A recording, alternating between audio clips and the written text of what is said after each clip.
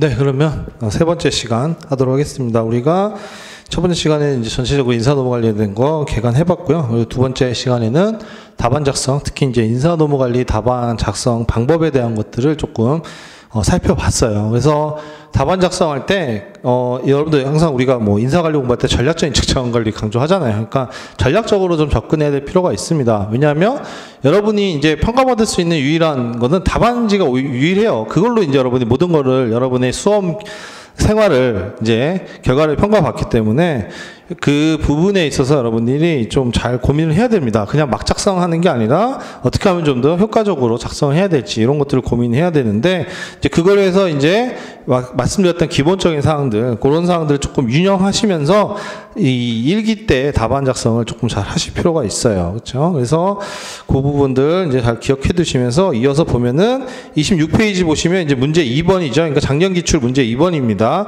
모집 원천에 대한 문제. 이것도 사실 굉장히 쉬운 문제였어요. 그렇죠? 사실 뭐 시험 공부하신 분들이라 그러면 다 어느 정도 쓸 수 있는 부분입니다. 그렇죠? 못 쓰신 분들은 아마 없었을 거예요. 그렇죠? 이 문. 자, 그러면은 여러분은 여기서 이제 좀 더 나가야 되는 거죠. 한 발 더 나아가서 어떻게 쓰느냐라는 것들을 잘 고민해야 되는 거죠. 자, 보시면 이제 이것도 이제 서론이랑 이런 결론을 쓰는 형태로 목차를 잡았습니다. 그래서 서론에서는 우리가 왜 모집이 어디에 속한 거죠? 우리가 확보 관리에 있는 활동 중에 하나죠. 그렇죠? 그러면 우리가 인재 확보, 인력의 확보가 왜 중요하냐? 이런 것들을 언급하면서 인력 확보가 기업의 경쟁력을 위해서 굉장히 중요하고 이러한 좋은 인재를 확보하기 위해서는 좋은 지원자들을 모집해야 될 필요성이 높다. 그러기 위해서 이런 모집에 대한 원천, 특히 내부 모집에 대한 내용들을 뭐 살펴보겠다. 이런 식으로 우리가 서론을 이끌어 나갈 수가 있잖아요. 논리 구조를 그렇게 잡아갈 수 있죠. 논리적 흐름이나 스토리를. 그래서 먼저 여기서는 전략적 인적 자원 관리와 인재 확보의 중요성 뭐 이런 것들을 강조하는 내용으로 서론을 잡았습니다. 그래서 보시면 그렇죠? 뭐 대단한 내용이 들어간 게 아니에요.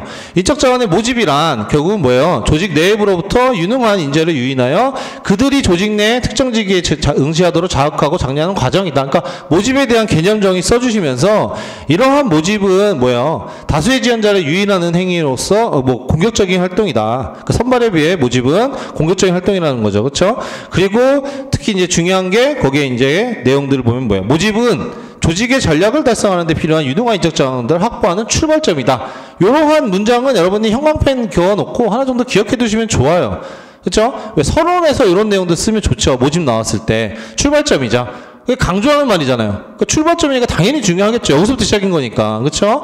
그래서 출발점으로서 그리고 조직 효과성 실천에 필요한 직위들에 대한 추원 과정의 핵심 메커니즘이라는 점에서 중요성을 가진다. 즉 우리가 인력 인재 확보 측면에서 모집이 중요한 이유에 대한 중요한 내용에 대한 것들을 설명하고 그리고 나서 이제 다음에 모집 원천에 대해서 물어봤죠. 그러면 우리 모집 원천에 뭐가 있는지를 간단하게라도 써주는 게 좋습니다.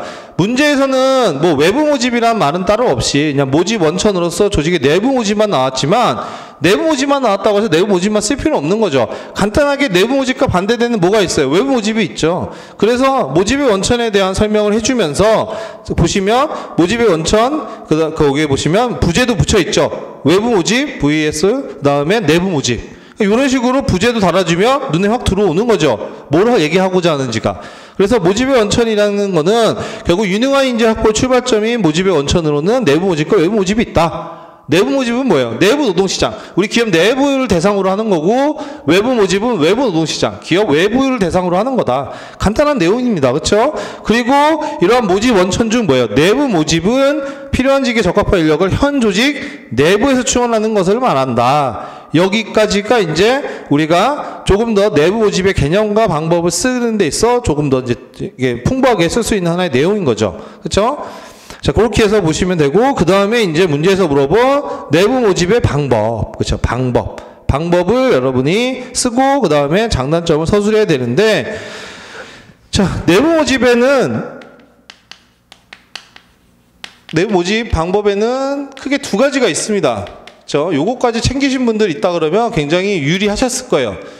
보통은 내부 모집이라는 건 여러분 생각을 해보시면 항상 말씀을 드리지만 기업 내부를 대상으로 하는 거예요. 그래서 원래 기업 내부에서 그러니까 쉽게 말하면 우리 조직에서 확보라는 건 뭐예요? 이렇게 자리가 공석이 생겼어요. 공석. 이 공석, 이 직무 예를 들어서 뭐 A다. 직무 A라는 자리가 공석이 됐어요. 그러면 이걸 채워야 되잖아요. 이걸 채울 때 어떻게 해요? 기업 내부에서 이렇게 채울 거냐, 아니면 외부에서 이렇게 채울 거냐는 거죠. 내부를 대상하는 게 내부 모집인 거고, 이 밖으로 하는 게 외부 모집인 거잖아요. 그렇죠? 자, 이렇게 되어 있는 건데, 보통은 뭐예요? 내부에서 이렇게 직무 A로 채울 때는 예전에는 뭐예요? 보통은 이제 인사 이동을 통해서 하죠. 명령을 내리죠. 뭐 김대리 이번에 인사 명령 내서 직무 저 A라는 부서에 직무 A라는 곳으로 인사 발령 이동해. 보통 이렇게 내리죠. 그렇죠? 그게 보통 일반적이에요. 그러니까 내부 모집이라고 해서 뭐 대단한 게 아니라 보통은 일반적인 인사 이동이나 전환 배치를 통해서 이루어진단 말이죠. 그렇죠? 그게 보통은 이런 인사 이동이나 전환 배치는 어떻게 이루어져요? 비공개죠. 그냥 조직에서 경영진들, 뭐 인사 담당자들이 이제 팀장이나 이런 사람들이 모여서 이 지금 여기가 비어 있는데 여기 누구 이동시킬 건지 누구 승진시킬 건지 결정을 하잖아요. 그렇죠? 그래서 그거를 그런 경우 보통 일반적으로 비공개형으로 많이 이루어져요. 내부 모집이라는 게 비공개형으로. 그렇죠? 그리고 비공개형으로 이루어질 때 어떻게 해요? 예를 들어서 여기에 있는 뭐 예를 들어서 갑이라는 대리가 있어. 얘를 이렇게 이동을 시키려고 할 때 내부에서 어떻게 봐요? 이제 경영진들이나 이런 사람, 인사이권자들이 이 사람의 뭐 인사기록 카드라든가 뭐 교육훈련의 성과라든가 평가 점수라든가 이런 걸 다 보죠. 그쵸? 그 다음에 뭐 이제 이 사람의 프로필 같은 것들, 뭐 어떤 부서에 있었고 어떻게 했고 이런 것들 다 보죠. 그런 것들을 보고 거기서 이 사람이 이 직무 A에 적합하겠네. 그래서 이동을 시키는 거잖아요. 이제 그런 것들 활용할 때 우리가 기능 목록을 활용하는 거죠. 그쵸?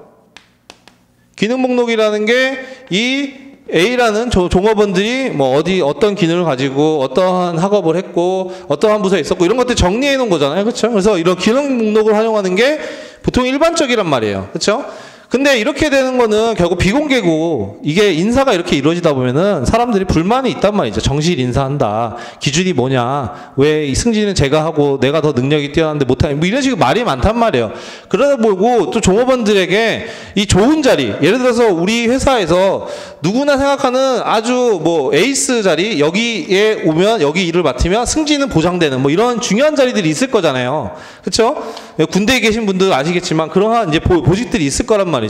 그럼 그런 것들을 이렇게 비공개형으로 위에서 뚝딱뚝딱 해서 하는 게 아니라 다른 종업원들에게도 기회를 줄 수 있는 것들을 준다면, 그러니까 너도 야 지원해봐, 너 이런 자리 네가 능력이 된다면 올 수 있어. 그러면 어때요? 종업원들이 뭔가 동기부여가 더 되겠죠. 내가 뭐 승진을 기다리기에는 너무 오래 좀 시간이 언제 될지도 모르는데 그렇게 공개적으로 하면 내가 트라이해서 뭐 내 능력을 보여주면 뽑힐 수도 있단 말이에요. 그런 가능성들을 보여준단 말이에요.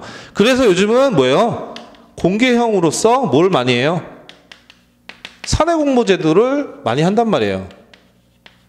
그렇죠? 자포스팅을.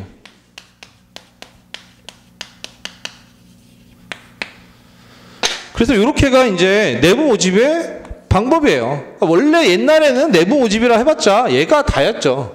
이렇게 하는 게 일반적인 건데 이제는 이제 이런 공개형으로 이런 자포스팅 제도 같은 것들이 많이 활발화되어 있죠. 그래서 요즘은 내부 모집하는 방법, 즉 기업의 내부의 노동시장을 대상으로 지원자를 모집하는 방법으로서 뭐예요? 이렇게 비공개형으로 기능 목록을 활용하는 것도 있지만 공개형으로서 이렇게 사내 공모 제도를 많이들 활용하기 때문에 얘네 둘 다를 다 언급해 주는 게 좋죠. 근데 아마 사내 공모 제도만 쓰신 분들도 꽤 많을 거예요. 그렇죠? 그러니까 이제 요거는 어떻게 쓰느냐는 좀 당연했지만 좀 공부가 제대로 되셨던 분은 비공개형, 공개형. 그러니까 자포스팅 제도를 이해를 하셨으면 된 거예요. 그러니까 자포스팅 제도가 갑자기 어느 날 툭 튀어나온 게 아니란 말이에요. 그러니까 어느 날 갑자기 뭐 어느 회사에서 야 자포스팅 제도를 해라 뭐 그 밑도 끝도 없이 그런 게 아니란 말이죠. 보통은 이렇게 비공개형 기능 목록 활용 방식으로 인사이동으로 내부 모집이 이루어졌단 말이에요. 그쵸? 이런 식으로. 왜냐하면 내부 노동시장에서 이동을 우리가 뭐 종업원들이 뭐 마음대로 할 수 있는 게 아니잖아요. 보통 경영진의 의사에 따라서 여러 가지를 고려해서 이루어지는 한 거고 기업 내부에 좋은 인재들이 많으면 이제 그런 식으로 인사를 할 수 있는 어떤 유연성 혹은 이제 뭐 전문성들을 확보할 수 있는 건데 근데 이런 경우가 이제 잘못되면은 이제 정실 인사한다, 인사의 기준이 모호하다, 뭐 종업원들 불만이 있는 거고, 그러다 보니까 요즘은 뭐예요? 투명하게 하고 뭔가 종업원 동기부여시키고 그들한테 기회를 주는 게 조금 더 오늘날 트렌드에 맞잖아요. 그러다 보니까 이런 식으로 좋은 자리, 그러니까 종업원들 선망하는 자리나 괜찮은 자리 같은 경우를 대상으로 해서 이런 자포스팅 제도가 태어난 거란 말이죠. 그렇죠? 그러니까 이 두 가지가 같이 다 우리가 해당하는 내용이 된다. 그래서 쉽게 말하면 사내공모제도는 그냥 외부 모집하는 거랑 똑같은 건데 다만 대상이 누군 거예요? 기업 내부가 대상일 뿐인 거예요. 그렇죠? 그냥 그거를 그러니까 외부 모집하는 방법을 그대로 사내 모집으로 들고 들어온 거예요. 그래서 뭐 지원서 받고 면접 보고 선발하는 거죠. 그렇죠? 그게 이제 요거 사내 공모제도다. 그래서 내용들 보시면 비공개형 기능 목록 활용은 기본적으로 비공개형으로 기능 목록에 기재된 내용들을 가지고 이제 적합한 인력을 선발해서 승진이나 배치 전환하는 게 바로 이러한 모집 방법이 한 대표적인 건데 일반적이었는데 이제 공개형으로서 사내 공모제도가 등장했다. 그렇죠? 그래서 사내 공모제도의 뭐 기본적인 내용들 조금 쓰시면 되고 뭐 여기에서 이제 장단점 설명하고 방법을 설명하고 장단점이었으니까 장단점 같은 경우 플러스 그다음에 뭐 쓰실 수 있는 내용들 조금 더 추가해서 쓰면 되는 거죠. 그렇죠? 그다음에 마지막으로 결론은 뭐예요? 기업에게 주는 시사점 뭐 이런 걸로 이제 마무리하면 되는 거죠. 그렇죠?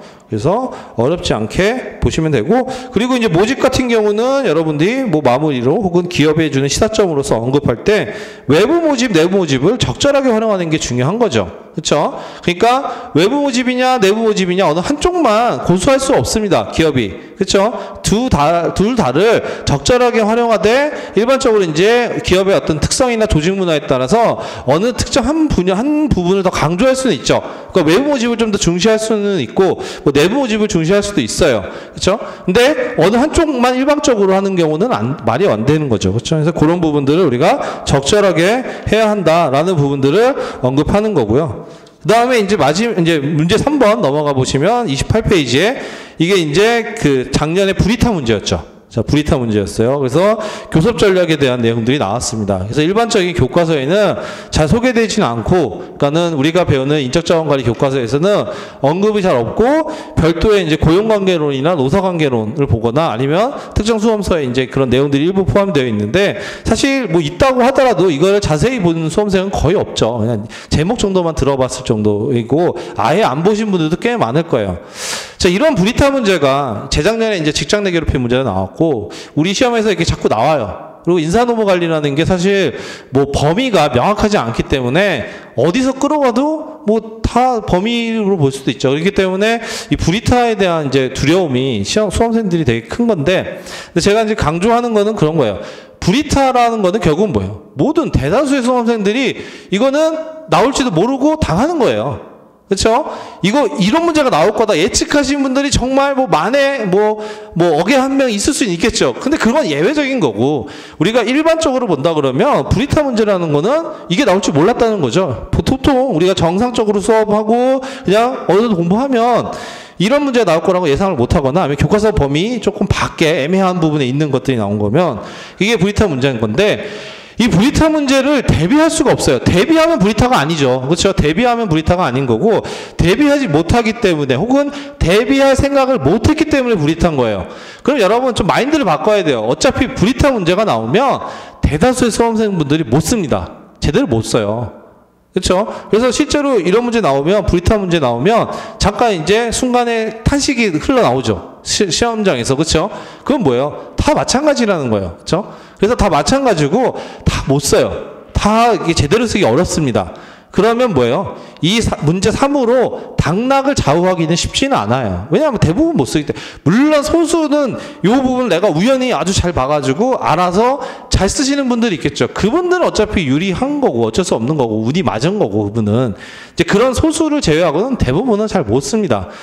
그러면 모르겠다라고 해서 이걸 제껴요? 그러면 안 되죠. 그렇죠? 어쨌든 25점짜리니까 못해도 4페이지는 써내야 돼요. 그렇죠? 그러니까 내용을 어쨌든 지어내든 거기에 맞춰서 여러분이 생각을 해서 조합을 하든 지어내야 됩니다. 그래서 여러분이 브리타 문제는 이걸 못 썼다고 해서 너무 좌절할 필요는 없어요. 다만 좌절해야 되는 경우는 어쨌든 브리타 해가지고 멘탈이 나가서 산문을 아예 날렸어. 아예 못 썼어. 뭐 몇 줄도 못 썼어. 이러면 그건 사실 심각한 거고, 그게 아니라 어떻게든 여러분이 브리타 문제라 하더라도 적어도 25점이니까 4페이지 이내는 적어야겠다라고 마음가짐을 먹고 있는 걸 다 짜내는 거죠. 있는 걸 다 짜내야 되는 거예요. 그렇죠? 있는 걸 다 짜내는데 어떻게 짜내야 되느냐? 아예 여러분이 다 창작을 하기에는 무리가 있죠. 4페이지짜리 어떻게 다 창작을 해요? 그건 어렵고, 창작을 할 수 있는 게 이제 그 무리가 있고, 그러면 여러분 어디서부터 시작해야 되냐면, 자, 교섭 전략은 우리가 유지 파트, 노사관계 파트에서 나오죠. 그렇죠? 거기 중에서 단체 교섭과 관련된 하나의 내용이고, 그런 우리가 흐름을 알 수가 있죠. 전체적인 주소로 본다 그러면 여러분 노사관계부터 시작을 해도 돼요. 일단 써야 되는 내용들이 있으니까. 물론 이제 교과서에서 문제에서 물어본 것들을 조금 일부라도 적어야 되겠지만 시작을 노사관계부터 시작해도 돼요. 아니면 유지관리부터 시작을 하던가. 그렇죠? 뭐 너무 멀다 싶으면 뭐 노사관계부터 시작을 해서 뭐 단체 교섭의 개념 적고, 단체 교섭이 왜 중요한지, 그래서 이렇게 단체 교섭이 중요하니까 뭐 사용자의 교섭 전략이 이런 단체 교섭에 미치는 영향이 크다. 그래서 이하에서는 단체 교섭 전략에 대해서, 교섭 전략에 대해서 알아보고 그 전략별 실행 방안까지 살펴보겠다. 이런 식으로 어쨌든 앞에서 언급을 할 수 있는 여지가 있죠. 이런 경우는 굳이 서론 쓰지 마세요. 서론 쓰지 마시고 그냥 무조건 뭐 내용을 채워서 쓴다고 이렇게 접근하시면 됩니다. 아예 연관이 없는 건 아니니까. 그렇죠? 자, 그래서 단체 교섭에 여기서도 보면 개념과 중요성 뭐 이런 것들을 언급을 하고, 그 다음에 이제 문제에서 물어본 교섭 전략 3가지를 써야겠죠. 그러면 내용을 보면 포용 전략, 압박 전략, 회피 전략, 요 말 자체가 어느 정도 감이 잡힐 거예요. 그렇죠? 아예 내가 모른다 그러면 감이 잡힌다. 그러면 그 감에 따라서 포용 전략, 이게 교섭이고 상대방이 노조니까 노조를 포용하는 전략이죠. 그러니까 상생하겠다는 그런 전략인 거니까 그러한 뉘앙스로 내용을 써나가시면 되는 거고, 그 다음에 압박 전략은 뭐예요? 노조를 압박해서 회사가 유리한 쪽으로 교섭을 하겠다는 거잖아요. 그렇죠? 그러면 그러한 내용으로 압박 전략에 대한 거 쓰고, 회피는 뭐예요? 노조가 있는데 얘를 무시하고 회피하고 다른 방향으로 어쨌든 전략을 교섭을 하겠다는 그러한 전략을 취하는 거니까 그러한 이제 말에서 나오는 이제 내용들이 있단 말이죠. 그래서 그걸 가지고 개념을 적으시고, 그 다음에 교섭 전략별 실행 방안, 이런 부분들은 조금 이제 여러분들이 머리를 쥐어짜고 하셔야 되는 부분들이 있죠. 근데 어쨌든 그렇게라도 내용을 여러분이 쥐어짜서 쓰기 위해서 우리가 어디서부터 노사관계 전반적인 거, 단체 교섭 전반적인 거, 이런 거부터 내용들을 좀 끌고 들어와서 양의로라도 좀 적당하게 채우세요. 그렇죠? 그 부분이 아예 빗나간 건 아니기 때문에 적어도 그렇게라도, 적어도 이제 아예 문제를 못 쓰지 말고 그 위에서부터라도 시작해서 조금 적는 연습을 하시면 됩니다. 그렇죠? 그러니까 브리타 같은 경우는 그냥 일단 내가 아예 망하지 않을 정도로 써낸다 라고만 접근하시고, 어차피 문제 3에서 변별력이 생기지는 않을 거예요. 그렇죠? 그러니까 소수를 제외하고는 대부분은 다 거의 못 쓰기 때문에, 정확하게 쓰기 어렵기 때문에 여기서의 변별력은 거의 생기지 않습니다. 그러면 뭐예요? 여러분은 일단 1문과 2문을 아주 잘 쓰는 게 중요하겠죠. 1문과 2문을 아주 잘 쓰는 게 중요해요. 네. 그렇죠? 그리고 문제 3 같은 경우, 브리타 같은 경우 대부분 수험생들이 못 쓰면 기준을 조정합니다. 그러니까 너무 수준들이 못 쓴다 그러면 문제 점수를 좀 주기 위해서 조정을 해요. 왜냐하면 이게 점수 너무 낮아버리면 전체적인 점수가 다운되면서 이게 왜곡이 일어날 수 있기 때문에 교수님들이 그런 것들을 조정하기 때문에 1문과 2문을 일단은 잘 쓰는 거를 기준으로 해서 여러분이 접근을 하셔가지고 거기에 조금 더 개요나 이런 거 잡을 때 신경을 많이 쓰시고요. 그리고 문제 3번에 들어서는 여러분이 알고 있는 것들, 특히 해당 파트와 연관된 상위 개념이나 관리 개념들 같은 것들 연결해서 최대한 내용들을 좀 채워서 쓰는 전략으로 접근하셔야 됩니다. 그렇죠? 그렇게 해서 브리타를 여러분이 대비하셔야 되는 거지, 이 브리타 문제가 나올 것 같다 그래가지고 작년에도 그랬어요. 말에 들리는 여러 가지 얘기했죠. 요것도 나올 것 같고, 요것도 나올 것 같고, 이제 시험 때가 되면은 온갖 얘기들이 나옵니다. 그러면 그런 이슈들을 다 정리할 수가 없어요. 양이 무한대로 늘어납니다. 인사관리는. 그러면. 그렇죠? 그거를 계속 정리하기가 어렵단 말이죠. 그렇죠? 그러면 그거를, 그리고 준비하는 게 효율적이냐? 그렇지도 않아요. 그거 다 외울 수도 없고, 본다 한들 시험장에 그걸 다 기억나는 것도 아니에요. 그렇죠? 그렇기 때문에 브리타 문제는 어쩔 수가 없어요. 그러니까 최대한 여러분이 이제 공부하는 범위 내에서 여유가 있을 때 관련된 거 혹시 이것도 나올 수 있으니까 이슈드 같은 것도 살펴볼 수는 있겠지만, 그거를 본격적으로 뭔가 시험에 대비해서 준비하기에는 그 노력이나 시간에 비례한 거에 대비해서 안 나올 수도 있으니까, 그렇죠? 그래서 그런 부분들이 어렵습니다. 그래서 브리타 문제는 여러분 좀 그렇게 접근하시고 다 못 쓴다, 다 어렵다 이렇게 마음을 먹으세요. 시험장에서 멘탈 절대 나가시면 안 되고, 내가 모르면 남들도 모른다. 이건 브리타네. 그러면 1문과 2문을 내가 최대한 더 좀 잘 쓰기 위해서 어떻게 잘 쓸 것인가를 고민해서 그 내용들을 쓰고, 3문의 경우는 요 내용이 물어본 게 우리가 인사 관리 내용 중에 뭐랑 연결된 거고 뭐에 해당하는 내용이니까 여기서부터 이런 내용들을 조금 연결해서 써야겠다. 약간 이런 식으로 조금 접근을 하시면 브리타 자체에 큰 문제가 생기지는 않아요. 그렇죠? 자, 비슷하게 30페이지 넘어가 보시면 이제 재작년도 기출이죠. 21년도 기출. 이것도 직장 내 괴롭힘이에요. 직장 내 괴롭힘. 요것도 이제 브리타였죠. 사실 이거는 조금 뭐 선을 좀 넘은 거긴 한데, 직장 내 괴롭힘. 물론 그 당시 물론 조금 지나긴 했지만 그 당시에 가장 뭐 인사노무 쪽에서는 이슈가 됐던 상황인 건데, 이런 직장 내 괴롭힘에 대한 문제가 나왔어요. 이것도 마찬가지로 브리타였죠. 이거 누가 나올 거라 생각했겠어요. 직장 내 괴롭힘이. 뭐 노동법이면은 그래도 뭐 이게 내용이 나오니까 어느 정도 알겠지만은 인사관리에서 이게 나올 거라고는 생각도 못했을 거란 말이죠. 자, 그럼 직장 내 괴롭힘이라는 것들 한 번은 들어봤을 거예요. 인사노무관리 이제 뿐만 아니라 우리 노무사 시험 준비하시는 분들은 직장 내 괴롭힘이라는 걸 한 번은 들어봤고, 아예 이거 뭐 전혀 처음 듣는 개념이다라고 하시는 분은 없었겠죠, 그렇죠? 그러면 다 똑같은 수준이에요. 다 그 정도. 들어본 수준. 이게 나올 거라고 해서 따로 준비하신 분들이 있다 그러면 그건 대단한 분인 거고, 그 운이 맞은 거죠, 그거는. 그렇죠? 그거는 뭐 소수인 거고 어쩔 수 없는 거고, 대다수 분들은 직장 내 괴롭힘이 뭔지는 알 것 같아. 개념은 알고 들어가면 봤어. 그럼 그 정도 수준이에요. 그러면 여기서 어떻게 답안으로 구성하느냐? 이럴 때 여러분이 이제 인사관리의 전반적인 흐름을 생각을 해봐야 되는 거죠. 자, 그러면 이제 뭐 생각해 볼 수 있는 것들이 뭐 있냐? 직장 내 괴롭힘이라는 게 뭐예요? 우리가 이 직원의 직장 내 괴롭힘이 있으면 직원에 어때요? 동기부에 영향을 미친단 말이죠. 그렇죠? 우리가 여러분이 이제 인사관리에 쭉 떠올려 보시면 학계평 보유방법에서 유지관리에서 배우는 것들이 있어요. 유지관리에서 우리가 모티베이션에 대한 것들을 배우죠. 동기부여. 그렇죠? 그래서 모티베이션에 대한 이론이 나오고, 그렇죠? 그 다음에 프로그램들이 나옵니다. 그 프로그램 중에 대표적인 게 이제 경제적인 보상, 그 다음에 비경제적인 보상, 그 다음에 나오는 게 인간관계 제도예요.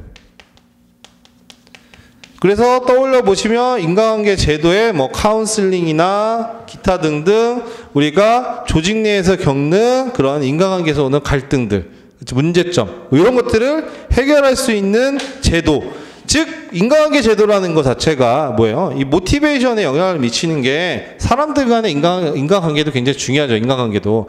예를 들어서 내가 열심히 일하고 싶지만 우리 팀원이랑들 맞지가 않아, 혹은 팀장이 나랑 맞지 않아, 혹은 팀장이 나를 괴롭혀. 그럼 뭐예요? 일하기 싫죠. 모티베이션 안 되죠. 그런 문제들을 관련된 게 이제 이런 인간관계 제도에 대한 내용들이란 말이죠. 그럼 직장 내 괴롭힘이라는 것도 뭐예요? 상사나 혹은 직장 내에서 나를 부당하게 괴롭히면서 나에게 피해를 입히는 거고, 이 직장 내 괴롭힘을 당하면 어때요? 당연히 모티베이션 이게 안 되죠. 동기부여가. 그렇죠? 그러면 직장 내 괴롭힘을 우리가 연결한다 그러면 뭐랑 연결될 수 있는 거예요? 유지관리 파트와 연결하고, 그 중에서도 모티베이션 관련된 인간관계 제도랑 연결해 볼 수가 있죠.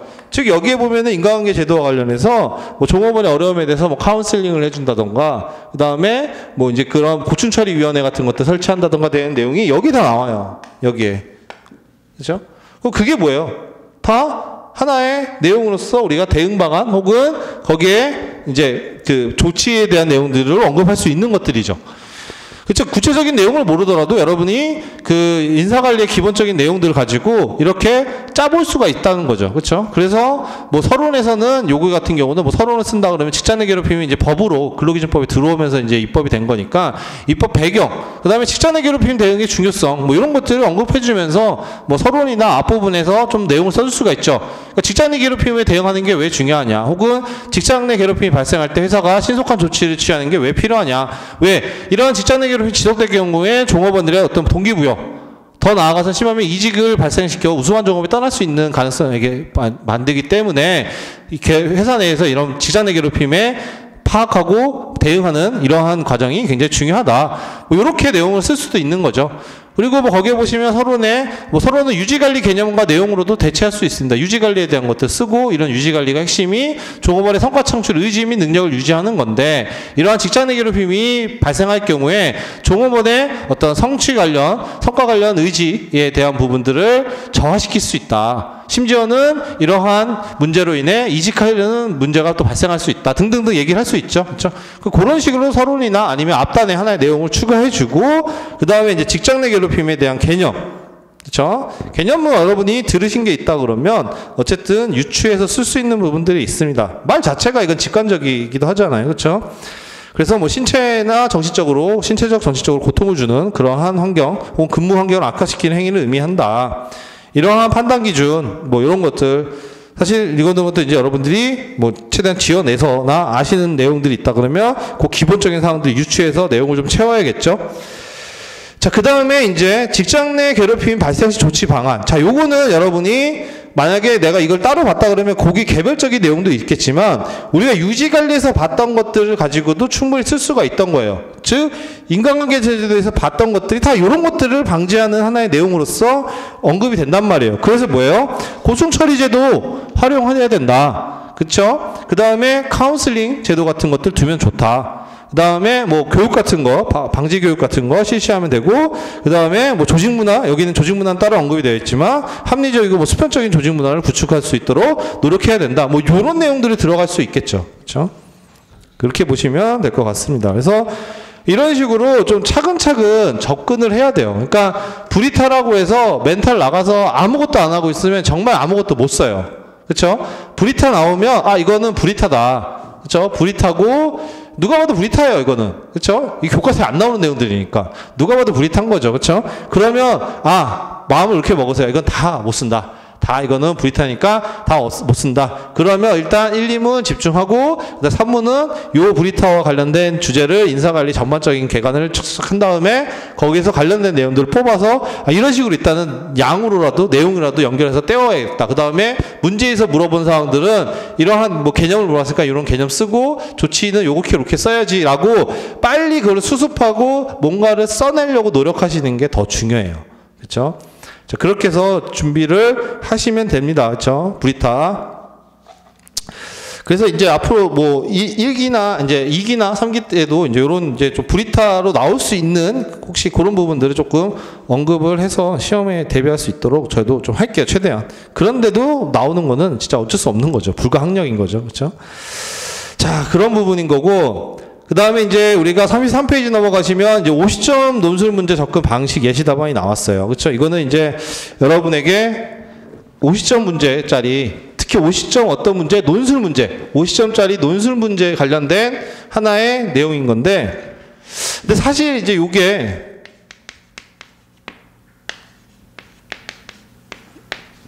논술형 문제.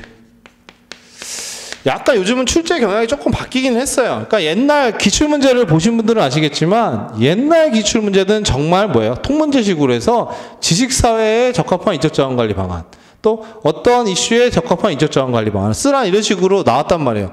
이게 이제 저는 이제 보통 설계형 문제라고 얘기를 하는데, 즉 뭐 인사관리를 설계하는 형태의 문제라고 얘기를 합니다. 보통은 이런 논술형 문제가 요즘은 약간은 조금 덜 나오긴 하는데, 그렇죠? 아니면은 써도 이제 써야 될 내용들을 주죠. 그러니까는 뭐 예를 들어서 인적자원 관리에서도 뭐 확보, 개발, 보상 뭐 이런 것만 쓰게 이렇게 정해지는데, 그래도 어쨌든 이런 논술형 문제가 우리는 시험에는 또 나올 수도 있어요. 뭐랑 연결해서 특히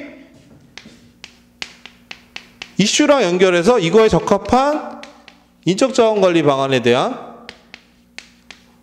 거를 서술하는 형태는 언제든 나올 수 있습니다. 이거 50점짜리로. 예를 들어서 대표적으로 그런 거죠. 예를 들면 이슈. 요즘 유명한 MZ세대. 요즘 MZ세대가 기업의 주요 인력층으로 자리 잡고 있다. 그래서 MZ세대 목소리가 높아지고 있고 MZ세대는 어떤 내용들이 있는데 이런 MZ세대에 적합한 인적자원관리 방안에 대해서 논하시오. 그렇죠? 그 다음에 뭐 예를 들어서 예전에 4차 산업혁명이다. 뭐 이러한 이제 이슈들. 그 다음에 뭐 요즘은 이제 AI죠. 챗 GPT처럼 뭐 AI 뭐 이런 것처럼 뭐 여기에 다 연결되는 거겠지만 뭐 이런 식으로 이슈랑 연결해서 이러한 이슈와 관련된 HRM 방안, 학계평 모의 방에 대해 여러분이 적합한 인적장을 해서 서술을 하라. 논술을 하라. 이러한 문제가 나올 수 있단 말이에요. 이건 여전히 우리가 충분히 언제든지 나올 수 있는 거고 굉장히 어려운 문제죠, 이거. 이거는 인사관리에 대한 전반적인 이해가 있어야지만 접근할 수 있는 거고 난이도가 굉장히 있는 거예요. 50점짜리에서. 그럼 이런 문제를 여러분이 어떻게 접근을 해야 되느냐에 대한 이제 의문이 있는 거죠. 그래서 뭐 이슈별로 정리를 해서 인적자원관리방향 쭉 그 준비를 할 수도 있는데 그걸 다 할 수도 없죠. 다 할 수가 없어요. 뭐가 나올지 모르는데. 그렇죠? 그리고 그거에 대해서 대부분은 이슈면 대부분 이제 우리가 참고할 수 있는 자료는 뭐 셀리 보고서나 기타 이제 뭐 HR 인사이트나 이런 데서 나왔던 것들 막 그런 부분들인데 사실 그거는 실무적인 내용이고 이 교과서적인 내용과는 이제 좀 다른 내용들도 많이 있어요. 그러니까 교과서적인 내용이 우리가 원하는. 그렇기 때문에 그걸 다 일일이 준비할 수는 없습니다. 그럼 여러분 어떻게 해야 되냐면 이런 부분들은 자, 이런 이슈들이 나왔어요. 그러면 먼저 여러분이 뭘 해야 되냐면 이러한 이슈, 뭐 MZ세대면 MZ세대, 4차 산업이면 4차 산업이면 등등 뭐 뭘 물어보냐에 따라 다르겠지만 뭐 지식산업사회면 지식산업사회 그 물어본 이슈에 대한 특징 혹은 이러한 이슈가 기업에 미치는 영향 요 두 가지를 먼저 뽑아보세요. 먼저 뽑아보세요. 자, 예를 들어서 어떤 거냐면 자, MZ세대 문제가 나왔어요. 물론 이제 이게 나오면 이제 뭐 MZ세대의 특징이 어떻고 저쩌고 이제 기사가 나올 거, 이제 그런 내용들이 나올 건데, 즉 MZ세대의 특징이 있잖아요. 그러니까 바로 인사관리로 들어가기 전에 MZ세대 특징을 먼저 뽑아봐야 돼요. MZ세대 특징을 봤더니 뭐 개성이 강하고 자기 주장이 강하고 이를 통한 성장을 중요시하고 그다음에 뭐 자율적인 뭐 이런 재량과 권한 책임 뭐 이런 것들을 중요시 여기더라. 그런 특징들이 나온단 말이에요. 뭐 예를 들어서 뭐 1번 특징으로서 워라밸을 중시하더라. 그 다음에 2번이 뭐 이를 통한 성장을 추구한다. 그리고 3번이 자율성을 중요시 여기더라. 뭐 이런 특징들이 있죠.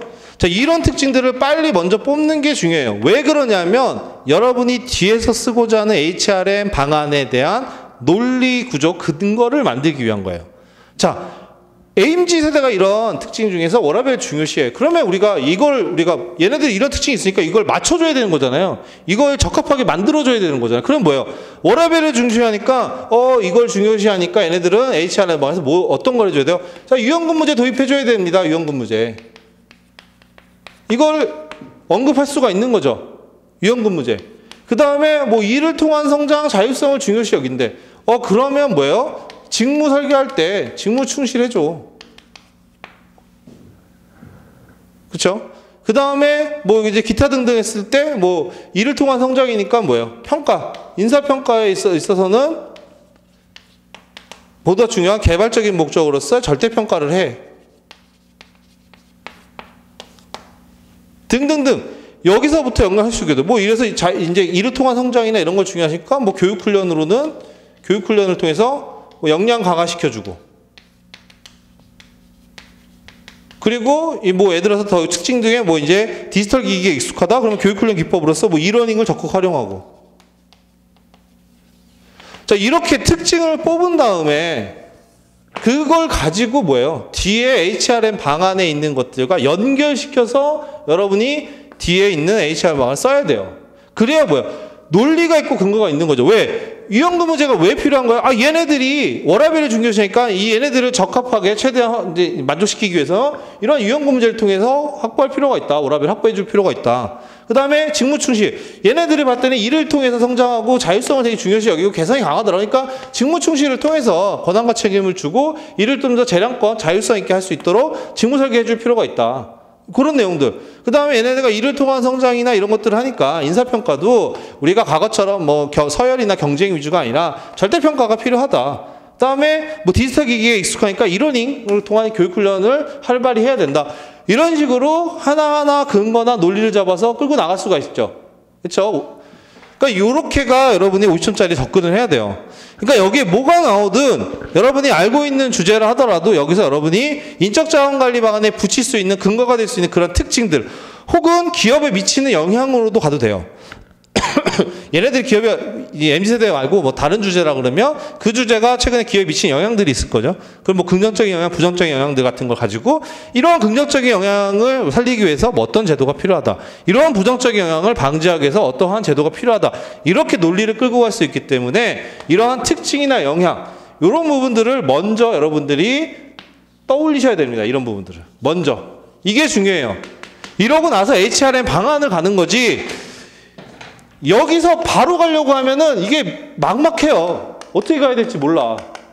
그렇죠? 뭘 연결? 그러니까는 막 이제 뭐 대도 않는 제도들 나열하게 되는 거고 그런 문제가 되는 거죠. 그렇게 해서 강조하는 게 뭐냐면 그래서 이슈 같은 거 나오면 그 전에 특징이나 기업에 미치는 영향들을 미리 먼저 정리를 하고 그걸 뽑은 다음에 여기서 뽑았던 것들을 가지고 연결을 해서 HRM 방안으로 가지고 나가야 돼요. 이렇게 해야 답안이 하나의 논리적인 구성, 전체적인 흐름이 있는 구성이 될 수가 있습니다. 자, 그 대표적으로 이게 이제 예전에 코로나 때 이제 모의고사로 냈던 문제인데, 당시에 이제 언택트 시대, 이거 사실은 콩글리시인데, 언택트 시대가 한창 이슈였죠. 그렇죠? 그래서 언택트 시대에 막 이렇게 얘기 나오고 뭐 그게 이제 앞으로의 큰 흐름이고 뭐 메타버스고 뭐 이게 나올 시대였습니다. 그래서 그냥 한번 이것도 관련해서 내봤어요. 요즘 디지털을 기반으로 한 언택트 시대가 이제 기본적 흐름이다. 그러면 이러한 언택트 시대, 실제로 이거 기업 기사였던 건데, 그때 이제 이게 이 문제를 내게 된 계기가 뭐였냐면, SK텔레콤에서 그 CEO가 발표를 했었어요. 언택트 이런 시대에 대응하기 위한 뭐 이제 뭐 기업 전략 이런 식으로 해서 조직의 전략 같은 것들을 디지털 전환 전략을 발표하면서 이런 내용을 했었는데, 그걸 보고 이제 이런 문제를 냈던 건데, 자 보면 언택트 시대에 대응하기 위한 그러한 디지털 전환 전략을 발표했대요. 그럼 이런 언택트 시대에 적합한 인적자원관리 방안을 직무관리 확보 교육훈련 뭐 이런 측면에 서술하시오, 나눠 논하시오, 이렇게 문제가 나왔어요. 그럼 어떻게 해야 돼요? 이제 여기서부터 여러분 이제 멘붕에 빠지는 거죠. 뭘 써야 될지 감이 안 잡히는 거지. 실마리를 어디서부터 풀러가야 될지 감을 못 잡는 거예요. 실마리만 잡히면 여러분 뒤에 있는 거 배웠던 걸로 어떻게든 연결해서 쓸 수 있는데 이 실마리를 못 잡는 거예요. 그러면 실마리를 잡으려면 어떻게 해야 돼요? 아까 말씀드린 거죠. 이 언택트 시대. 그럼 이 언택트 시대의 특징은 뭘까? 물론 여기 보면 이제 내용들이 다 주어져 있죠. 뭐 접촉을 최소화하고 디지털 기기를 활용하고 뭐 이런 것들 내용이 나오죠. 그러면 특징을 먼저 여러분이 뽑아봐야 돼요. 특징을. 그래서 보시면 34페이지 넘어가 보시면 그 노마자 2번 요게 이제 그 특징에 대한 기본적으로 우리가 HRM 방안을 쓰기 전에 논리적인 구조 흐름을 만들기 위한 하나의 제일 중요한 포인트였던 거죠. 언택트 시대에 적합한 인적자원관리 방향이라고 해서, 그러니까 언택트 시대의 특징이 이러니까 인적자원관리는 이렇게 가야 돼. 이거를 먼저 던져주는 거예요. 그러면 뭐야? 이런 방향으로 가야 되니까 이런 방향에 맞는 이런 제도가 필요하다라고 우리가 언급을 할 수가 있죠. 그래서 제일 먼저 나오는 게 뭐예요? 언택트 시대의 특징이에요. 이걸 먼저 꼽아보는데 어떻게 꼽았냐면 비대면 활동을 확대하고 디지털 기술을 적극 이용한대요. 이게 가장 중요한 특징이죠. 그러면 비대면 활동이 많아져. 그러니까 직원들이 대부분 출근을 안 해. 그런 상황인 거고 디지털 기술을 적극적으로 활용해. 경영 전반에 있어 인사관리뿐만 아니라. 그러면 이제 이런 것들이 기반이 돼서 이제 우리가 어떤 특징을 잡는다, 어떤 방향으로 가야 되냐. 그래서 나오는 게 자 비대면 활동이 강화되니까 이제는 유연근무제, 그 중에서 재택근무 이런 거 할 때 해야 된다. 그리고 앞으로 디지털 기반의 디지털 기술을 더 많이 활용할 거고 디지털로 소통을 더 많이 할 거니까 디지털 역량, 그러니까 디지털의 활용 기술 뭐 이런 것들의 교육이나 필요하다. 그렇죠? 그 다음에 이제 디지털 시대에 비대면이고 하니까 이제 수평적 조직 문화 이런 것들 구축이 필요하다. 자, 이러한 큰 방향을 특징으로부터 뽑아내는 거죠. 그리고 나서 요 특징과 방향에 맞게 관련된 연관된 제도들을 갖다가 붙이는 거예요. 그래서 직무관리는 이제 비대면 시대니까 이제 만나서 일일이 지시할 수는 없죠. 그러면 일부 실무자들이 주도적으로 일을 처리해야 되는 경우가 많아요. 그래서 직무 충실 같은 것들이 필요한 거고, 그 다음에 재택근무가 활성화되고 적어도 유연근무가 일반화될 거니까 우리가 재택근무나 이런 것들에 관련된 뭐 매뉴얼이나 관리 체계도 구축하고, 그리고 재택근무나 유연근무자에 적합한 직무들을 선정해서 활용을 해야 되고, 이런 내용들이 여기 직무관리 쪽에 나올 수 있는 거고, 그다음 확보 쪽에는 뭐예요? 비대면 온라인, 아니, 그러니까 이 디지털 기술을 활용하잖아요. 그러면 온라인 채용 혹은 이제 뭐 온라인 채용이나 그런 채용들이 활발히 되겠죠. 그래서 비대면 온라인 채용들 이런 것들을 확대해야 된다. 그렇죠? 그런 내용들 이제 나오죠. 그래서 비대면 온라인 채용을 하기 위해서 모집 방법으로서 뭐 웹 기반 모집을 해야 되고 뭐 등등등 이런 내용들을 쓸 수 있는 거예요. 그렇죠? 그 다음에 교육 훈련은 뭐예요? 디지털 기계 많이 쓴다며. 그러면 디지털 관련된 걸 활용할 수 있으면 이러닝 여러분 다 배우잖아요. 이거 많이 활용해야 된다. 이러닝. 그렇죠? 그 다음에 뭐 리버스 멘토링은 요거는 그냥 참고로 그냥 보시면 되고 넘어가서 36페이지에 그 다음에 평가는 이제 뭐예요? 이런 이제 시대에는 비대면이고 결과 중심으로 평가해야 되죠. 왜냐하면 비대면은 이 사람이 업무를 하는 과정을 못 보잖아요. 그렇죠?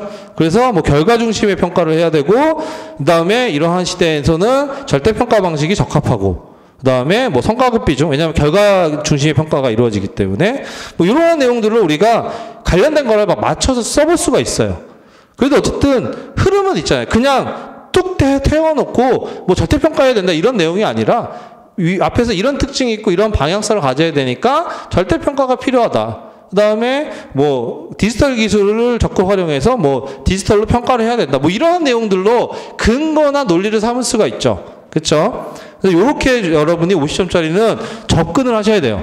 그러니까 먼저 특징 혹은 기업에 미치는 영향 등 이런 것들을 먼저 생각을 해보고 그걸 토대로 가지치기를 하셔야 된다. 가지치기. 그렇죠? 자, 그 다음에 결론은 이제 A기업의 성공을 위한 재원. 아까 말씀드렸던 거, 뭐 그런 거 똑같이 내용들을 마무리했습니다. 그렇죠? 그래서 이런 식으로 접근해야 된다. 그래서 이 핵심, 50점짜리 핵심은 이런 논술형 HRM 방안을 쓰는 혹은 설계형 문제가 나오면 어떤 이슈가 나오든 분명히 이슈가 나오고 거기에 맞는 방안을 쓰는 거예요. 그러면 그 이슈 혹은 거기 관련된 내용의 특징이나 이러한 이슈가 기업에 미치는 영향을 먼저 떠올려 보세요. 여러분이 접근하기 쉬운 방향을 먼저 떠올려 보고 거기서 뽑혀서 나온 것들을 가지고 개별적인 인사제도를 갖다가 맞는 거를 붙여서 구성하는 방식으로 접근하시는 게 답안을 쓸 때 훨씬 수월합니다. 그렇죠? 그래야 쓰면 뭐 이제 두 가지식으로 조금 이제 논리적인 구성이 될 수 있는 거죠. 그렇게 보시면 되고. 자, 그 다음에 이제 38페이지 넘어가시면 25점 단문에서 이제 우리가 차별할 수 있는 거는 앞에서 좀 서술을 드렸죠. 그냥 단순히 나열식으로 단문이라고 해서 나열하듯이 쓰면 안 된다 그랬어요. 그렇죠? 그래서 이제 요것도 문제, 뭐 첫 번째 문제도 뭐예요? 단순하죠. 이거 정량적 인력수 예측기법 세 가지 못 쓰시는 분은 없어요. 다 알죠. 그렇죠? 그 다음에 인적 자원 공급이 수요를 초과할 경우, 즉 가행 수요일 때에 대응할 수 있는 방안, 이것도 모르는 분은 없어요. 그럼 이걸 어떻게 쓰느냐, 아니면 우리가 조금 논리적으로 쓸 때 어떻게 쓰느냐라고 했을 때 보시면 첫 번째 거 서론 전략적 인력 계획의 중요성 언급을 하고, 그렇죠? 뭐 이런 것들 당연히 인력 계획, 왜냐하면 인력 수요 파트가 뭐예요? 인력수 예측이 인력 계획 파트에 있는 거죠. 그렇죠? 그래서 뭐 인력 계획의 중요성 이런 것들을 언급하고 서론에서 그 다음에 문제에서는 정량적 인력수 예측 기법을 물어봤죠. 그러면 인력수 예측 방법으로서는 정량뿐만 아니라 정성이 있다. 이런 것들을 간단하게라도 거기 보시면 로마자 2번에 1번 문제가 있죠. 1번 목차 이런 내용들을 좀 추가해 주시면 좀 더 풍부하죠. 이렇게 있지만 여기서는 정량적 방법에 대한 것들 위주로 살펴보겠다 언급이 되고 그 다음에 나오는 세 가지를 여러분이 선택해서 쓰시면 됩니다. 좋죠? 요 세 가지는 여러분이 뭐 어떻게 쓰든 상관없는데 요것도 여러분이 요령이죠. 자, 인력수 예측 기법 떠올려 보시면 우리가 크게 정량적 기법이 있죠. 그러니까는 이 기법 그 자체에서 수리적이고 통계적인 방법을 쓰는 거고 이 정량적 기법에는 통계적인 기법이 있고 크게 보면은 그쵸? 그 다음에 노동과학적 접근이 있고 그 다음에 화폐 접근법이 있어요. 얘네들이 대표적으로 이제 정량적인 기법인데 다시 통계적 기법에는 뭐 생산성, 비율 분석, 그 다음에 회계 분석, 추세 분석 등이 있습니다. 이렇게 우리가 일반적으로 교과서에서 다 배우는 내용들인데 자, 세 가지를 쓴다고 할 때 정량적인 거니까 여기서 선택을 해야 되는 거죠. 뭘 세 가지 쓸지. 자, 뭐 여러 가지 방법이 있어요. 어떤 분은 이렇게 세 가지 쓸 수도 있겠죠. 이렇게 세 가지. 이것도 세 가지니까. 그쵸? 어떤 분은 이렇게 1번, 2번, 3번으로 쓰시는 분도 있을 거예요. 통계적 기법, 노동과학적 기법, 화폐적 접근법. 아니면 이제 뭐 이렇게 쓸 수 있죠. 통계적 기법 중에 대표적인 뭐 생산성 비율 분석 쓰고 그 다음에 2번, 3번 이런 식으로. 뭐 어떻게 쓰든 자유로운데 여러분이 가장 지양해야 될 건 뭐예요? 요거 3개만 딸랑 쓰는 거는 지양해야겠죠. 왜? 이게 여러분이 답을 쓸 때도 내가 어떻게 하면 좀 더 풍부하게 쓸 수 있느냐를 고민해야 되는 건데 같은 답안이라도 3가지를 쓰라고 해서 뭐 정량적으로 3가지만 딱 맞게 쓰면 되는 게 아니라 그 3가지를 쓰더라도 어떻게 쓸 거냐를 고민해야 되는데 얘네 3가지는 다 뭐예요? 다 통계적 기법의 성격이란 말이에요. 그러니까 써야 될 내용들이 사실은 차별성이 별로 없단 말이에요. 그러니까 내용이 좀 밋밋해져. 이렇게 되면. 그렇죠? 근데 예를 들어서 이렇게 잡으면 이 3개의 기법들이 다 다르죠. 내용들이. 그렇죠? 특히 화폐적 접근법은 특히 이 위에 있는 것들과 달리 뭐예요? 얘는 위에는 일의 관점에서 접근한다 그러면 얘는 돈의 관점에서 접근하는 그런 현실적인 것도 있죠. 그래서 이렇게 3개를 잡거나 아니면 통계적 기법 중에 하나를 뽑아서 통계적 기법 관련된 거 쓰고 나머지 얘네 둘을 써주는 게 뭐예요? 훨씬 더 논의를 풍부하게 해주죠. 그렇죠?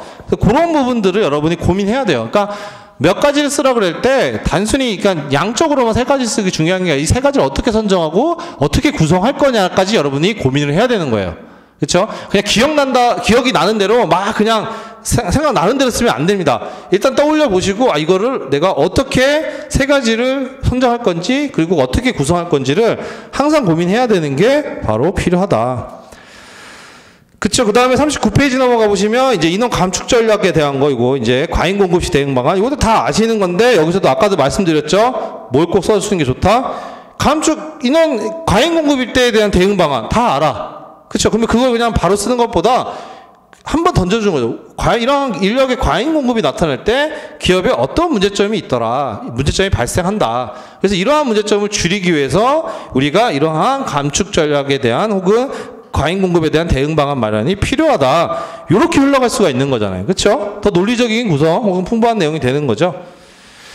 자, 그렇게 해서 이제 나머지 것들은 좀 보시면 되고 그 다음에 이제 41페이지 넘어가 보시면 이것도 이제 처음에 서두 설명해 드렸던 건지 똑같은 유형이에요. 단문인데 5가지 단순히 5가지를 나열해서 쓰는 게 뭐라고 그랬어요? 최악이라고 그랬죠. 단순히 설계기법 5가지 생각나는 대로 나열해서 쓰는 건 최악입니다. 이거를 어떻게 구성할까? 어떻게 선정할까라는 것들을 한 번 더 고민해야 돼요, 여러분이. 그러니까 여러분이 이걸 보시고 나서 5가지를 일단 생각하고 이걸 어떻게 쓸까를 한 번 더 고민하는 분이 고득점 받는 거예요. 한 번 더 고민하는 분이. 그쵸? 자, 그래서 41페이지도 보시면 여기는 어떻게 잡았어요? 저는 5가지를 직무학대화 모델을 쓰되 구성을 처음에 이제 전통적 직무 설계부터 이게 문제가 돼서 이게 넘어온 거니까 그런 흐름으로 스토리를 잡은 거죠. 그래서 전통적 직무 설계의 한계와 현대적 직무 설계의 등장. 그렇죠? 뭐 이러면서 앞에서 전통적 직무 설계가 이런 게 있었고 이게 이런 문제가 있어서 현대적 직무 설계로 넘어왔다. 이런 현대적 직무 설계는 직무 확대화 모델이다. 그리고 직무 확대화 모델에 대한 개념과 이러한 직무 확대화는 개인 수준의 확대, 집단 수준의 확대가 있다. 그리고 나서 이제 나눠서 한 거죠. 그래서 보시면 박스에 개인 수준의 직무 확대, 그래서 협의 직무 확대와 직무 충실. 그 다음에 집단 수준의 직무 확대, 직무 교차, 직무 순환, 준자일적 작업 집단. 이렇게 같은 내용이지만 어떻게 구성하느냐에 따라서 읽는 사람으로 하여금 좀 이해가 충분히 됐고 하나의 내용처럼 논리적인 구성처럼 알고서 썼다 이런 느낌을 받는 거죠. 그냥 단순히 아무것도 없이 바로 예를 들어서 협의의 직무 확대, 그러니까 이렇게 썼겠죠. 일반적으로 직무 설계 개념 쓰고 바로 협의의 직무 확대, 그다음에 뭐 직무 순환 뭐 이런 것들 쓴다 그러면 그거는 그냥 외운 거, 막 암기한 거, 나열한 거 바쁘다라는 느낌밖에 받을 수가 없죠. 그런 부분들이다.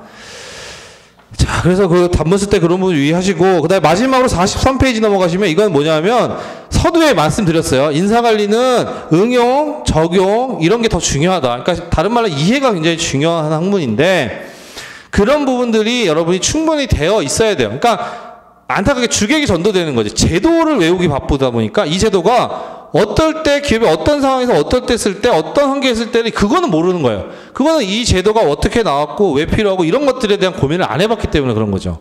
그리고 교과서에 그런 게 써져 있어도 눈에 잘 안 들어오죠. 그렇죠?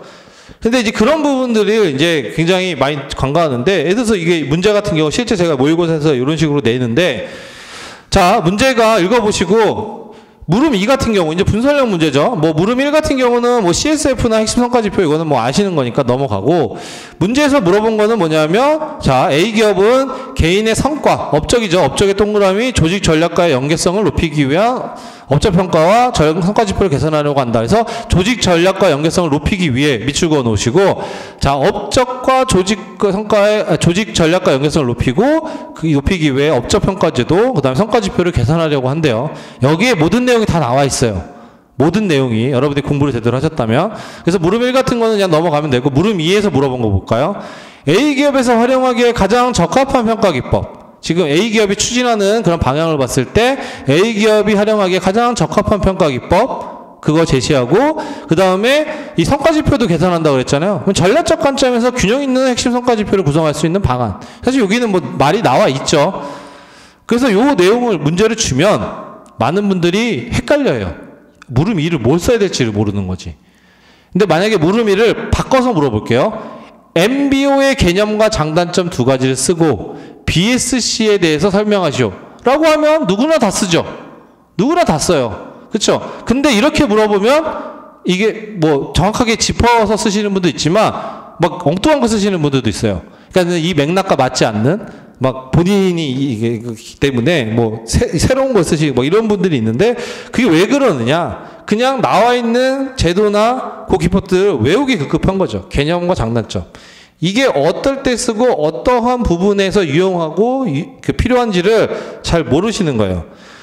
자, 여기서 이제 힌트가 뭐냐면 업적과 조직 전략과 연계성을 높인대. 즉 조직 전략과 연계성을 높여서 업적 평가 제도를 우리가 개선한다는 거죠. 업적 평가 제도. 그렇죠? 우리가 평가에서 뭐 역량 평가가 있고 업적 평가가 있는데, 업적 평가 제도는 결과에 대한 평가예요. 그렇죠? 그리고 성과 지표도 개선한대요. 평가에 있는 성과지표도 개선한대. 이 성과지표와 관련된, 특히 균형 있는 전략적 관점에서 균형 있는 성과지표를 만드는 방안이 BSC죠. 자, 그래서 내용을 보시면 요것만 보더라도 BSC, 그러니까 MBO와 BSC를 쓰는 게 가장 적합하고 효과적이구나 라는 것들 여러분이 캐치를 해야 되는 거죠. 그게 어디서부터 나오는 거예요? 해당 제도가 어떨 때 쓰는 거고 어떨 때 적용할 수 있는 건지, 이런 것들에 대한 것들이 명확하게 이해가 되신 경우가 그렇게 되는 거죠. 그러니까 여러분이 이러한 내용처럼 문제가 실제로 이렇게 나올 수도 있어요. 그렇죠? 왜냐하면 우리 시험은 응용과 적용에 대한 거기 때문에 실제로 이렇게 돌려서 물어볼 수도 있습니다. 직접 MBO를 물어보는 게 아니라. 그러면 여러분이 그런 제도들을 거기에 맞게 잘 쓰시려면 애초에 처음에 제도나 이런 부분들 공부할 때 이런 제도가 왜 나왔고 왜 필요하고 왜 중요하고 이게 기업에 들어갔을 때 어떠한 효과가 있고 이제 이런 것들을 자꾸 생각을 해보셔야 돼요. 그래야 여러분들이 인사관리가 공부가 되고 그다음에 좀 고득점할 수 있는 그 가능성이 높아집니다. 그렇죠? 그래서 어떻게 보면은 굉장히 재미있게 공부할 수 있는 것 중에 하나예요. 그러니까 단순히 암기로만 접근하면 사실은 진짜 재미없는데, 그게 아니라 이렇게 내가 CEO의 입장에서 한번 고민해보고, CEO 입장, 그다음에 회사를 내가 운영한다는 입장에서 이런 식으로 고민을 좀 해보고 이렇게 받아들이면 훨씬 더 풍부하고 여러분이 이제 받아들이는 데서 이해하는 데 도움이 많이 될 겁니다. 그렇죠? 자, 그래서 오늘 이제 준비한 시간 동안에 이 답안 작성에 관련된 거 기본적인 사항들 좀 말씀을 많이 드렸습니다. 그래서 뭐 한 3시간 반이 어떻게 보면 좀 부족할 수도 있는데, 최대한 여러분이 이제 GS 2기 때 답안 작성에서 어떤 부분을 좀 더 유의하고 이제 뭐 집중해서 해야 될 부분이 있는지 그런 것들을 조금 이제 말씀을 드렸어요. 그래서 답안 작성하실 때 이제 항상 그런 제가 말씀드린 것들을 조금 생각을 하고 노력을 해보시는 게 필요합니다. 그렇죠? 이게 시험 때 계속 노력을 해보고 그게 나중에 이제 실전에서 발휘가 되는 거죠. 그렇죠? 모의고사 때. 그래서 계속 그런 노력이 좀 하시다 보면 어느 순간 인사관리가 좀 재미있고 좀 이제 감이 잡힌다고 느끼실 수가 있을 거예요. 뭐 실제로 제 경험이기도 하고 제 경험을 이제 후배들 전수했을 때 이제 그런 후배들이 그렇게 많이 효과를 봤기 때문에 이제 여러분도 이제 그런 방향으로 조금 인사관리를 접근해서 재미있게 좀 공부하셨으면 좋겠습니다. 사실 인사관리가 그런 어느 정도 이제 경지에 오르면 사실 부담이 크게 안 될 수도 있어요. 그러니까 뭘 나와도 내가 써낼 수 있는 자신감이 생깁니다. 그렇죠? 실제로 제가 좀 그랬는데, 그래서 이제 저도 이제 이런 부분도 좀 깨닫고 인사관리 예전에 이제 시행착오를 많이 겪었죠. 그러니까 인사관리 저도 막 이제 법학이 베이스다 보니까 처음에 이제 과목이 이상했죠. 전혀 뭐 법학과 다르고 뭐 이게 무슨 뭐 학문이냐 싶은 막 그런 마음도 들고 여기 뭐 어떻게 봐야 될지 막 그래서 저도 이제 뭐 암기만 해보고 그래 보면 휘발성이 강하고 이러다 보니까 막 헤매다가 이제 뭐 공부를 계속 하고 이제 좀 이제 뭐 여러 강의 듣다 보니까 어느 순간 좀 이런 부분들이 중요하고 실제로 이렇게 이제 필요하다라는 것들이 좀 하다 보니까 오히려 이제 인사관리에 대한 좀 부담을 덜고 더 좀 잘 쓸 수 있는 좀 계기가 됐죠. 그래서 실제로 저도 뭐 2차 시험에서 인사관리가 70점이 몇이었나? 70이 넘었었거든요, 점수가. 고득점 받을 수 있었던 것도 그런 부분들이 영향이 컸습니다. 사실 인사관리는 막판에 거의 안 봤거든요, 제가요. 제가 거의 안 봤거든요. 그래서 그렇게 여러분도 조금 인사관리를 접근을 하실 필요가 있어요. 단순하게 너무 암기는 위주로 가시면 힘듭니다. 그렇죠? 그래서 보시고 혹시 이제 뭐 특강을 들으시는 분들, 그러니까 뭐 지금 듣거나 혹은 온라인에 들으시는 분들 중에서 나 답안 작성이 너무 어렵다, 인사관리가. 그런 분들은 뭐 강의 계획서나 아니면 학원 측에 연락하시면 제 이메일 주소가 있어요. 뭐 거기에 관련해서 뭐 첨삭이나 한번 좀 평가 좀 해달라 요청해 주시면 제가 그거 보고 피드백 드릴 수 있으니까요. 혹시 관심 있으신 분들은 언제든 이제 컨택하시면 될 것 같습니다. 그러면 한 3시간 반 동안 이렇게 특강 들어주셔서 감사하고요. 준비 잘 하셔가지고 GS 2기 때 뵙도록 하겠습니다. 수고했습니다.